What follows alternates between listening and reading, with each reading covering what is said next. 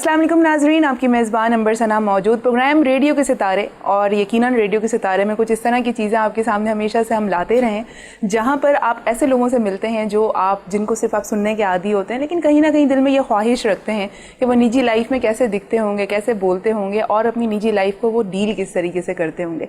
उससे पहले दुआ देना चाहूँगी आप लोगों को, उम्मीद करती हूँ बिल्कुल ठीक ठाक होंगे, खैरियत के साथ होंगे, ज़िंदगी में कुछ अच्छा, बेहतर और बेहतरीन करने की हमेशा की तरह कोशिश में तगो-दो में लगे हुए होंगे। अल्लाह रब्बुल इज़्ज़त से दुआ है अल्लाह पाक आपको आपकी तमाम कोशिशों में कामयाबी अता फरमाए। आज जो हमारे साथ लोग मौजूद हैं अपने अपने शोबों में, आपको हमेशा से मैं कहती हूँ कि चीते लोग होते हैं जनाब, जो ना सिर्फ ये कि अपनी जगह बनाते हैं बल्कि उसको मेंटेन भी करते हैं। बहुत सारे लोग ऐसे होते हैं जो रेडियो के अंदर रहते हुए आगे बढ़ते हैं और अपनी तमाम एनर्जी को खुद ही आइडेंटिफाइड करते हैं और अपनी तमाम जो स्किल्स हैं उसको जानने की कोशिश करते हैं। जब एक्सप्लोर कर लेते हैं तो रेडियो के मीडियम पर रहते हुए आगे बढ़ते हैं। कैसे करते हैं, क्या कमाल करते हैं? दो मौजूद शख्सियात हमारे साथ मौजूद हैं। हमारे साथ फहमीदा यूसुफी मौजूद हैं और उनसे भी जानेंगे कि वो रेडियो उनकी ज़िंदगी में है या नहीं, और अगर है तो कहाँ है और नहीं है तो क्यों नहीं है, और क्या वो उसको मिस करती हैं या नहीं करती हैं। और हमारे साथ जमील मौजूद हैं और आप जब उनकी आवाज़ सुनेंगे तो आपको अंदाज़ा होगा कि ये प्योरली ऐसी शख्सियत है जो वाकई रेडियो मीडियम के लिए बना है। लेकिन सबसे पहले करते हैं उनको वेलकम और करते हैं अस्सलाम वालेकुम। वालेकुम अस्सलाम। और सबसे पहले तो शुक्रिया वीनस टीवी का, और उसके बाद आपका शुक्रिया, तमाम देखने वालों का शुक्रिया कि उन्होंने मुझे यहाँ पर दावत दी। और अगर रेडियो की बात की जाए तो रेडियो ज़िंदगी में ऐसा लगता है कि शायद हम में रच बस गया है और इसके बग़ैर ज़िंदगी गुजारना मुहाल है। ज़िंदगी में कभी सोचता हूँ मैं कि जब मैंने शुरू किया था तो ऐसा लगता था कि शायद मैं रेडियो के लिए बना नहीं था, लेकिन पता नहीं वो कौन सी आँखें थीं या वो कौन सी शख्सियत थी, और वो शख्सियत बहुत बड़ी शख्सियत हैं। और मैं कभी अगर उनका नाम लेता हूँ और जब ये बोलता हूँ कि मैं उनके दौर में आया था या उन्होंने मुझे सेलेक्ट किया था, तो अपने आप पर बड़ा फ़ख्र महसूस होता है। सही। और वो शख्सियत थी नकी साहब, मोहम्मद नकी साहब, रेडियो की तारीख़ के एक सुपर ब्रॉडकास्टर, बेहतरीन ब्रॉडकास्टर। और उनका साथ होना मेरे लिए यकीनन किसी खुशकिस्मती से कम नहीं था, क्योंकि ये वो लोग थे कि जो रेडियो के पायनियर्स में थे। बहुत कुछ सीखने का मौका भी मिला इनसे। उसके बाद बहुत सारे लोग और भी ज़िंदगी में आते गए और रेडियो का ये सफ़र चलता चला गया। रेडियो का ये सफ़र मेरा, जिसका आगाज़ हुआ 2004 में। आपका सफ़र यहीं से दोबारा सुनेंगे। हम फहमीदा को वेलकम करते हैं और फहमीदा आपको कहेंगे बहुत बहुत शुक्रिया, आपने कीमती वक्त में से अपने लिए कुछ मोमेंट्स निकाले हमारे लिए, क्योंकि मैं ये समझती हूँ आजकल के ज़माने में सबसे कीमती शय हमारे आपके पास वक्त है, और अगर वो आप किसी को दे रहे होते हैं रिगार्डलेस कुछ भी हासिल किए बगैर, तो वो मैं समझती हूँ सबसे बड़ा गिफ्ट है।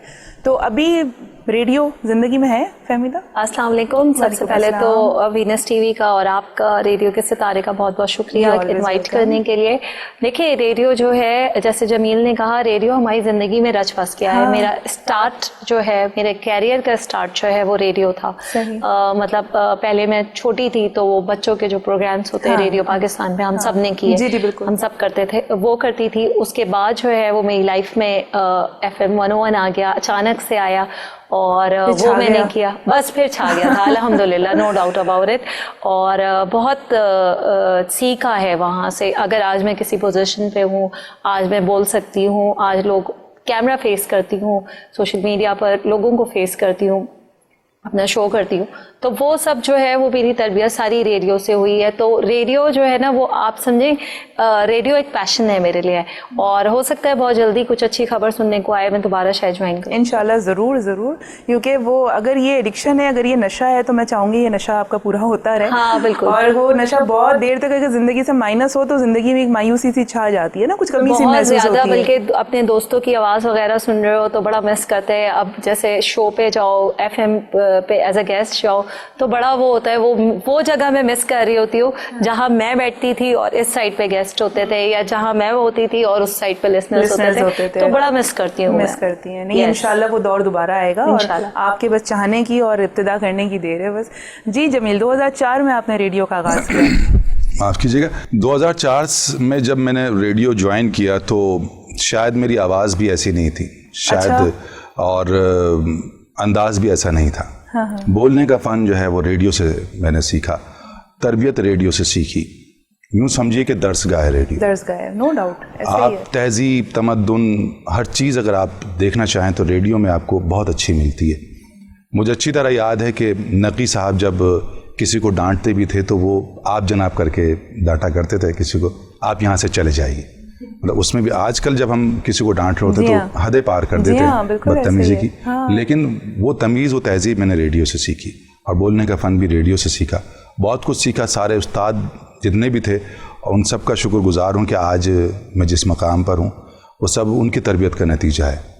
बहुत सारे शोज़ किए, उसके बाद बेतहाशा डबिंग की, डॉक्यूमेंट्रीज़ की, और यूट्यूब्स पर भी काम किया, और अल्लाह का शुक्र आज भी कर रहा हूँ मैं, अल्हम्दुलिल्लाह। और उम्मीद है कि सफ़र इंशाल्लाह जारी रहेगा। मेरा पैशन था और इसके बगैर नहीं रह सकता मैं एक बिजनेसमैन फैमिली से ताल्लुक़ था और बिजनेस छोड़कर मैंने ये ज्वाइन किया। अच्छा, तो फिर तो श्योरली घर वालों की मुखालफत रही होगी। बिल्कुल, घर वालों की मुखालफत रही। घर वाले मुझे कहते रहे कि तुम्हें मिलता क्या है रेडियो से, और वाकई इसमें कोई शक नहीं कि रेडियो मतलब बहुत ज़्यादा आप अमीर नहीं होते उससे, लेकिन फाइनेंशियली आप कह सकते हैं शायद दुनियावी पॉइंट ऑफ व्यू से, लेकिन एक तस्कीन मिलती है।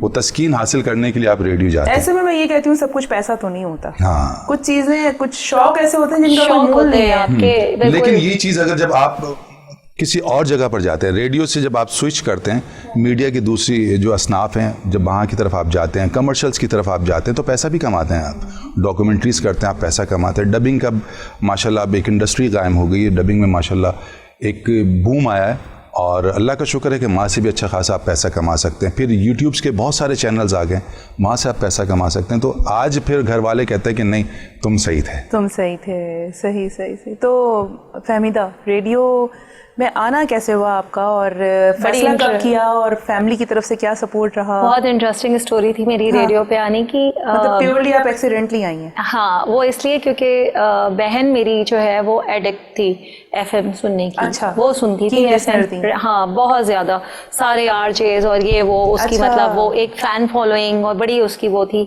उन दोनों ही क्या कहते हैं ये आया एफएम 101 के ऑडिशंस आए, तो उसने मुझे कहा कि चलो रेडियो चलना है। मैंने कहा क्या करने जाना है? तो उसने कहा कि चलो बस रेडियो जाना है। मैंने कहा ओके फाइन। वहाँ गए तो वहाँ ऑडिशंस हो रहे थे, तो उसने कहा कि ऑडिशन देना है। मैंने कहा शायद ये ऑडिशन देगी, तो उसने कहा नहीं तुम्हारा ऑडिशन है। मैंने कहा क्या हो गया, यहाँ पे तो अभी एक ड्रामा सा हो जाएगा। खैर वे वो रेडियो पाकिस्तान की पुरानी बिल्डिंग देखी होगी आपने, वो ऊपर स्टूडियो में असलम साहब, अल्लाह ताला उनको जो है वो जन्नत में जगह दे, वो थे उस वक्त।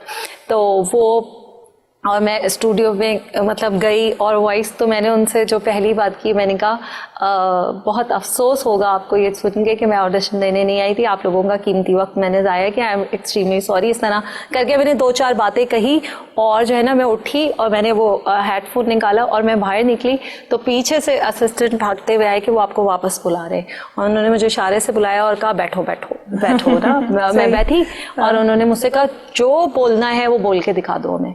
मैंने कहा फाइन ओके। तो मैंने बोला, और जो है मैं दरवाजे तक गई तो उन्होंने मुझसे कहा कि कल 4 बजे तुम्हारा शो है। वाह। तो इस तरह से मैं आ गई, और पहला ही ड्राइव टाइम किया था। तो फिर बहन को थैंक्स कहा नहीं कहा? हाँ, बहन को थैंक्स कहा, घर आई, घर आके बताया कि भाई एफएम पर शो होगा। और उस वक्त बड़ा अच्छा होता था कि जो है निसार मेमन साहब थे हमारे, तो उन्होंने जो है वो अम्मी को फ़ोन किया, जाहिर है वो बाबा को भी जानते थे, तो उन्होंने अम्मी को फ़ोन करके कहा कि भाई कल ये इसका शो 4 बजे होगा, तो जो है आप इसे कुछ नहीं कहिएगा। तो वो मतलब एक बड़ा हो गया, आप सारे घर वाले और सारे इधर उधर फ्रेंड्स को सबको कॉल करके मैंने बताया कल मेरा शो आएगा 4 बजे, सुनना ज़रूर है। तो और जब मैं बैठी वहाँ पर तो बस लगा कि यही जिंदगी है, यही करने के लिए आए थे और यही करना है। तो बहुत बहुत एंजॉय किया और बहुत बहुत। और फिर आगे आप मूव ऑन कैसे हुई, दूसरे फील्ड का इंतखाब फिर इसी पे रहते हुए कैसे किया? नहीं, एक्चुअली मैं एफएम ही कर रही थी क्योंकि आई वाज सो यंग जब मैंने एफएम ज्वाइन किया था, तो मेरी स्टडीज चल रही थी, तो फिर वो ब्रेक चाहिए था, तो थोड़ा सा ये था इस तरह से कि पहले ब्रेक किया, फिर वीकेंड शोज करती थी, फिर वो ये हुआ कि थोड़ा सा गैप आ गया पर्सनल लाइफ ये। तो फिर मैं क्योंकि जो है वो फील्ड में ही आ गई, मास कॉम किया हुआ था मैंने, तो मेरी जॉब स्टार्ट हो गई, तो वो उसमें जो है ना वो थोड़ा सा ये कहीं पीछे, बट वो तरबियत मेरी जो है आज लोग मुझे जानते हैं, फैमिली यूसफी के नाम से जानते हैं, सोशल मीडिया पर जानते हैं, सब जानते हैं। तो मैं कहती हूँ कि वो जो तरबियत मेरी, वो जो मेरा टाइम था जिसमें जो कह रहे हैं कि हाँ, आपको बड़ा होता है ना, डांट भी आपने खाई होती है और आपको बड़ा होता है कि वो उसने बहुत जो है ना मुझे सिखाया है अल्हम्दुलिल्लाह। तो रेडियो वाकई में जो है मैं कहती हूँ कि पहली दर्सगाह ही है। आप वहीं से अगर स्टार्ट करते हैं, और जिन लोगों ने एग्जैक्टली और जिन लोगों का भी स्टार्ट आप देखें, जिन लोगों का कैरियर रेडियो से शुरू हुआ है, हाँ, वो उनका जो है ना वो उनका आई थिंक एक क्लास आई थिंक शायद डिफरेंट हो जाती है, या वो दूसरों से थोड़ा सा उनको एज मिलता है शायद, कि आपको तलफ़ुज़ जो है वो आपको आता है, आपको अल्फाज की अदायगी आ जाती है, जो कि मुझे तो बिल्कुल जाहिर है कि नहीं आती थी, एंड मेरी तो उर्दू भी अच्छी नहीं थी। वो सारा कुछ वहाँ से सीखा और वो सारा कुछ, तो बहुत बहुत थैंकफुल हूँ मैं अपने जो है वो प्रोड्यूसर्स की, और अपने जो है वो सीनियर्स की, और अपने मेंटर्स की, और स्पेशली अपने फेलोज की भी। और मेरे साथ ये बड़ा रहता था कि मेरे दोस्त बहुत अच्छे थे एफएम पर, तो वो मुझे बड़ा सपोर्ट करते थे, क्योंकि शो मेरा बहुत जरूरी है, सपोर्ट बहुत है, क्योंकि जो है शो मेरा ड्राइव टाइम था, तो इसलिए जो है वो और ज्यादा होता था। तो कभी ये होता था, और आपको पता है रेडियो पे तो ये भी होता है ना कि अगर दूसरा आरजे नहीं पहुंच जाएगा ऐसे ही कंटिन्यूटी में, और मेरे साथ तो होता ये था कि मैं पहुंच गई तो मुझे वो उस 3 बजे जो है वो इंग्लिश शो होता था, तो मैं इंग्लिश आरजे नहीं पहुंचा तो उसका शो गया कि फिर अपना ड्राइव टाइम शो किया। अपना ड्राइव टाइम किया तो पता चला शायद वो और नहीं है, प्योरली ऑन द स्पॉट आपके टैलेंट निकल कर आ रहा है, कंटिन्यूटी में आपने करना है, तो फंबल की गुंजाइश आपके पास है ही नहीं सकते। और असल आर्टिस्ट ही वही है जो कभी ना निकले उसकी जुबान से, ऐसे ही वहीं से आप सीखते हैं और वहीं से एंजॉय करते हैं। बहुत एंजॉय करती थी, और मजा पता है जब आता था जब आपके लिसनर्स जो है ना आपके साथ कनेक्ट करके, और आपको क्योंकि आप एक कमरे में होते हैं, आपकी सिर्फ आवाज आ रही होती है, यू डोंट नो कौन सुन रहा है कौन नहीं सुन रहा, लेकिन जब आपको आपकी आवाज की वजह से लोग पहचानते हैं ना, तो वो बहुत बहुत ऑनर फील होता है। और ऐसा मेरे साथ हुआ, अभी मैं कहीं पे गेस्ट इनवाइटेड थी, तो उन्होंने मुझसे कहा आप आरजे थी ना FM 101 पर। मैंने कहा how do you know that? तो उन्होंने मुझसे कहा कि आपको सुनते थे, फैन थे आपके। तो मुझे बहुत अच्छा लगा, लिटरली बहुत अचीवमेंट होती है भाई, बहुत अचीवमेंट की आपकी आवाज से लोग पहचाने। बिल्कुल ऐसा ही है, बिल्कुल ऐसा ही है। तो जमील कैसा रिश्ता है लिसनर्स के साथ? लिसनर्स के साथ बहुत अच्छा रिश्ता है माशाल्लाह, और 2004 से अब तक मेरे ख्याल में 17 साल तो हो गए, 17 साल हो गए इस फील्ड में मुझे। और मैं एक अनाउंसर, जब मैं आया था तो एक अनाउंसर था, क्योंकि रेडियो पाकिस्तान 828 किलोहर्ट्ज़ पर जब चलता था मीडियम वेव पर, जब मैंने अपना कैरियर शुरू किया था, तो उस वक्त जब हम बोला करते थे तो लिख कर बोला करते थे, कोई भी चीज़ होती थी वो लिख कर ही बोला करते थे, वो रवाज था।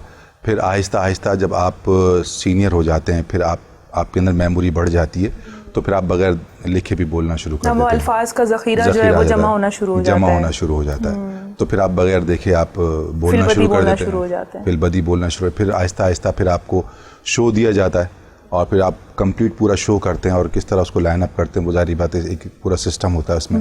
और फिर लाइन अप करने के बाद फिर शो करना शुरू कर। 2015 में पहली बार जब 2015 में रबिया अकरम साहिबा, उससे पहले 2015 से पहले एक शो होता था सुबह पाकिस्तान, और बड़ा मशहूर शो था, और बड़े बड़े ब्रॉडकास्टर्स ने वो शो किया था सुबह 7 बजे से लेकर 8 बजे तक, और वो नेटवर्क का शो हुआ करता था। तो रबिया साहिबा जब डिप्टी कंट्रोलर भी नहीं थी, प्रोग्राम मैनेजर थी या सीनियर प्रोड्यूसर थी शायद, तो उन्होंने मुझे बोला कि आप मेरे साथ शो करेंगे। अच्छा, इसका सिलसिला यहीं से जारी रखेंगे, थोड़ी सी क्यूरियोसिटी छोड़ते हैं, और टाइम है इस वक्त ब्रेक का, कि रबिया इकराम ने क्या इनसे कहा और फिर इनका क्या रिएक्शन आया, और आगे फिर मूव ऑन कैसे हुआ। टाइम है ब्रेक का, ब्रेक लेते हैं, वापस आते हैं, फिर दोबारा सिलसिला यहीं से जारी रखेंगे। Stay tuned.